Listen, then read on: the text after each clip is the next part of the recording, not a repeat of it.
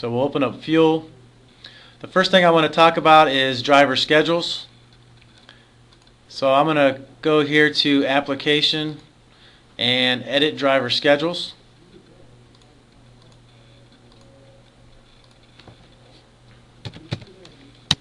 Pull up a driver. So here on my driver, I see where the driver is starting from. So his shift start company is the yard in Canton. So I know where the driver is going to start and end each day, ideally. Down here I'm going to click on Generate Schedule. And then I'm going to pick a template that I've already set up. I've got two templates. One's a 5 on, 2 off AM, or a Tuesday through Saturday weekly PM. I'll choose the template that this guy runs on. I'll set when I want my schedule to start and when I want it to end. I can optionally fill in the tractor and or trailer if he's always in the same tractor and trailer. I can fill in the start time, or I can choose to use the start and end times from the template up here. I'm going to mark that this is the default template for this driver so that it'll automatically keep using this template once 3.1 passes if I don't regenerate a schedule. I'll go ahead and say OK.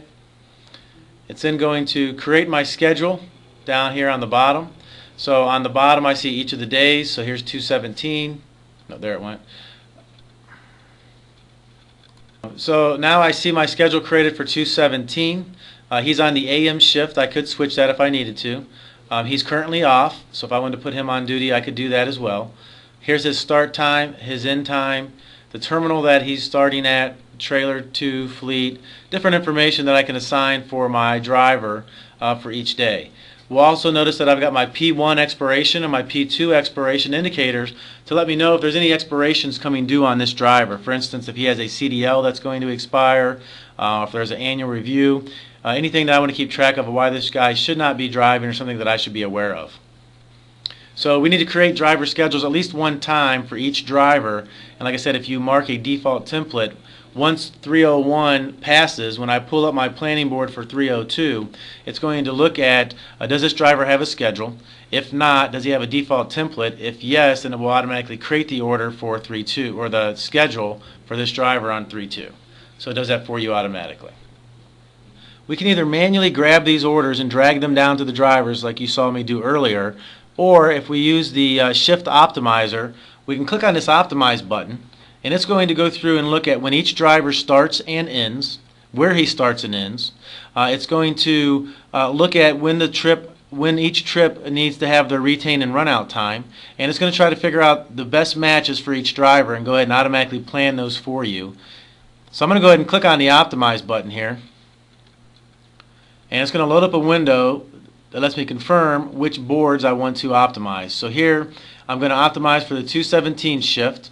I want the AM shift. I'm going to use my fuel boards. I'm not using core dispatch. Here I have my Canton loads and my Canton drivers. I'm going to go ahead and click on Submit. Notice also, before I do that, there is an option for Optimize Currently Planned Loads. So if I had planned a couple things but I wanted to let the optimizer redo this, I could check this Optimize Currently Planned Loads and it would re-optimize both available and planned orders. So here I see that I've already optimized at 9:51, at 10:01, 11:44. I also have so this is my current record right here. Notice that the status is begin. It's showing the Canton loads. This thing's running right now. It's trying to figure out what to do. But down here I can see that I've got 42 loads, how many it's going to end up assigning, how many drivers I have, and how many drivers are going to end up getting assigned, being assigned. And this is the old data. If I click on the refresh button up top here, we'll look and see if this one finished yet. Okay, so now we see that our optimizer has ended. So if I click on that current solution, it'll tell me I have 52 loads. I've got 9 loads assigned. So I'm doing pretty good here. I got 3 drivers, and all 3 of those drivers have been assigned, and here are some of the averages for those particular orders. If I wanted to view that information, so far I have not saved this. I just want to look at it. I'll double click on my solution line up top here, and it will bring up a window where I can see what's been assigned and decide if I want to accept it or not. So here we see our Canton loads and our Canton driver solution. This is our current solution. I see I've got 52 loads, 9 were assigned, 43 were infeasible. Perhaps they were outside of my range.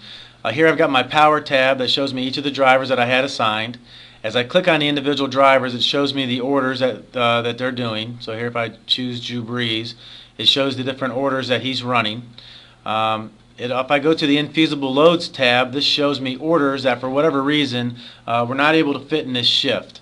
And if I go down to the infeasibilities tab, it'll tell me down here at the bottom, load excluded because pickup was after the cutoff of this particular shift. So this order was outside of the shift time.